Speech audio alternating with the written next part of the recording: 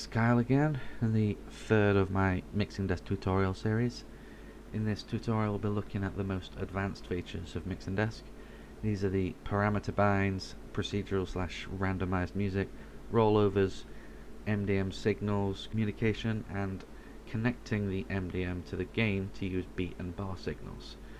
We'll start with parameter binds because it's probably the most complex feature. It'll be good to get it out of the way. Firstly, you'll need a parameter to actually bind to. This can be just about anything: distance between the player and an enemy, the height of your character, amount of resources, anything that can have a value attached to it, and it's got a minimum and a maximum. For this example, I'm going to use the height of the mouse cursor in the actual game window. The minimum will be 0, of course, and the maximum will be 600. To get things moving, I'll just have to call the bind to param function, which I do right here and ready. You just got to pass in a track reference. I want to affect ePiano 1 right here, and pass in an initial value. In this case, I want it to be 0. And the actual value that you pass in will have to be normalized between 0 and 1. 0 being silent, 1 being full volume. To do this, you've just got to divide the value that's coming through by the maximum possible value. If the minimum is 0, just leave it at that. But if the minimum is any higher, you'll also need to add this minimum before dividing by max. For example, if the range of values is 0 to 100, the equation will just be value, divide by 100. So like that. If the range is 50 to 100, the equation will just be value plus 50 divided by 100. This value has got to be fed into mixing desk in process or wherever the value is actually updated using the feed param function, which I'm doing here. You got to pass in the reference bind number, which is just listed in order of the bindings. This is the only binding, so it's going to be number 0, which I've got in here. And then you got to pass in your normalized volume value. In this case, because I'm using the mouse position, I want to get the Y, and I'm multiplying it by -1 because I want it to be loudest when the mouse is higher, and the Y value, as you go up, it gets lower. In any case where you want lower numbers to be a higher volume, you want to invert the value before you normalize it, which I do here with the -1. You might want to do this to fade in a tense underscore when you get close to an enemy, or something like that. And then you just want to add back the maximum value. So this is what happens when you do that.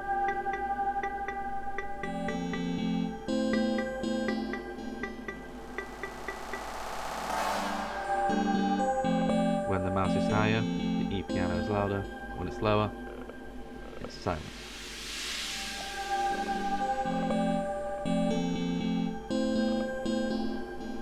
Now let's look at the random tracks a little more in depth. As I mentioned in the first tutorial, you can have as many random containers as you like. I've already got sort of a setup here just to demonstrate it for you. So if you have the core just being silence, then you can randomize your entire arrangement like this.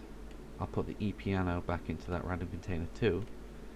I'll tell that container to actually randomize, because each container will have its own random chance independent. So they all, yep, there they go. Yes, I'm going to have to comment that out.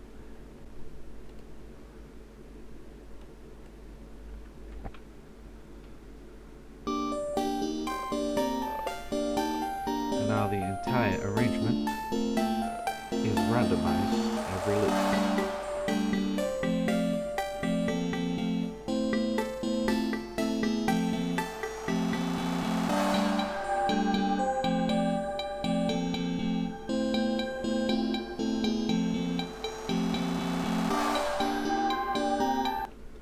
Of course, you can imagine if you have many more random containers and many more types of loops in your arrangement, then you can have an almost infinite number of unique loops.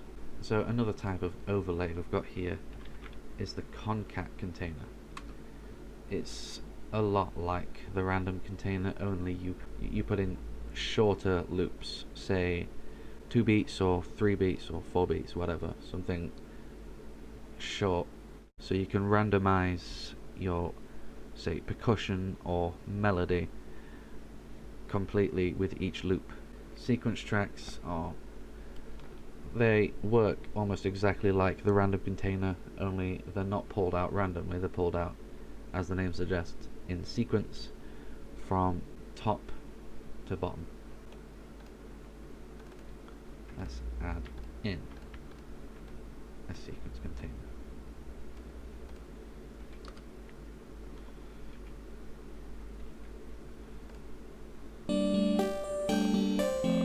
And so you see, they always play one after the other.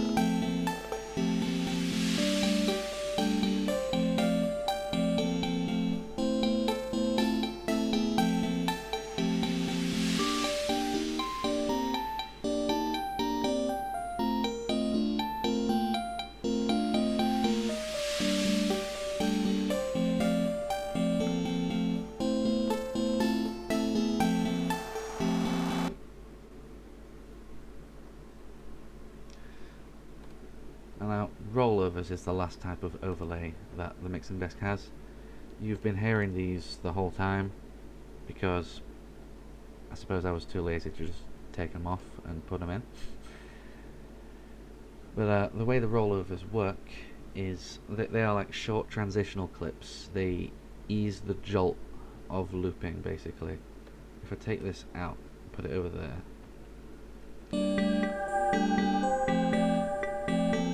you can sort of tell, almost, that right there was a loop. Depending on how you compose and arrange your music, the loop might not be so obvious each time.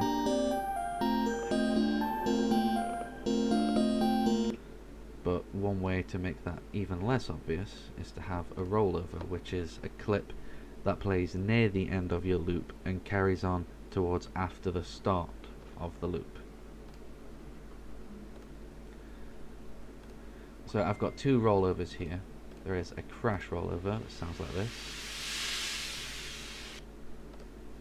and there is a snare rollover that sounds like this.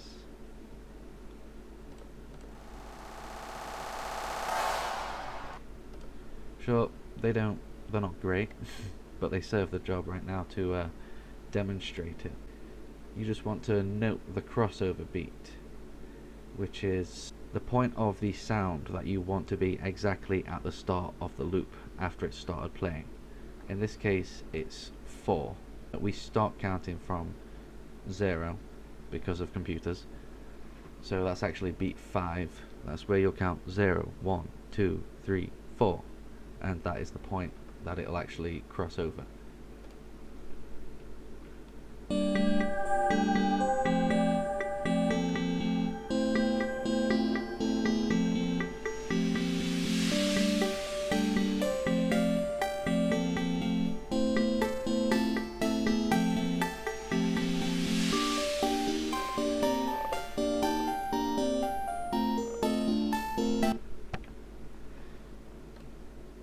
And one thing to note is make sure that all of your rollovers have exactly the same crossover point, at least the ones in the same rollover container, because though it will pull them randomly, it will treat them the same depending on what is put in that crossover beat there.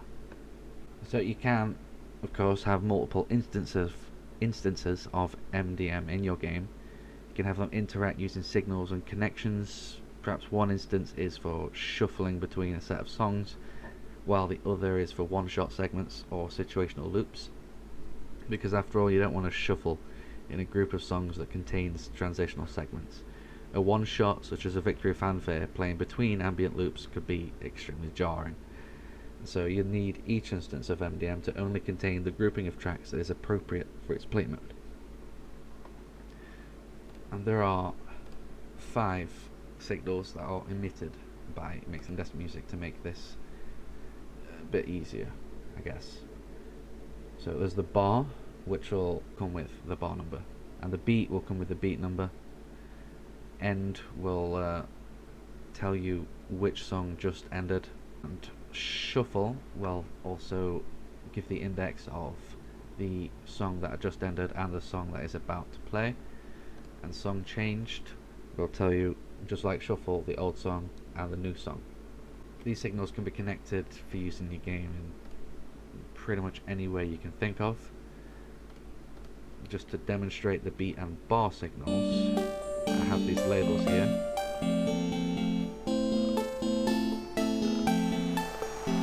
So you can keep track of exactly where musically you are in your song. But also, because why not, you can do things like this. Make your game move musically in time to whatever the music's playing.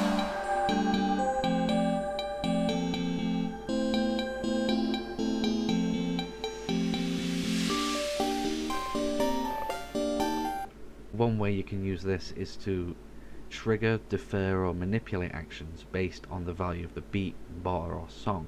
Use this to communicate between instances of MDM.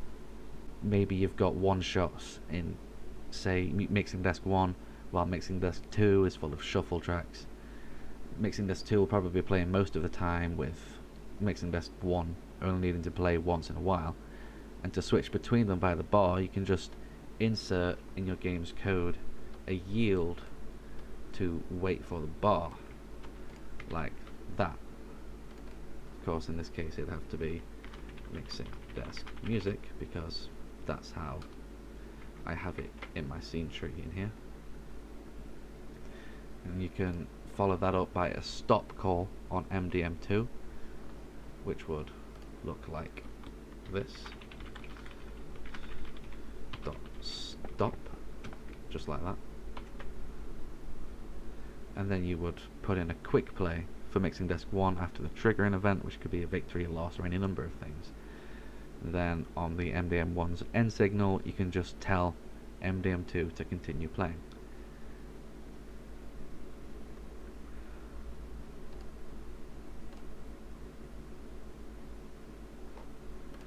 So those are all the more advanced functions of mixing desk.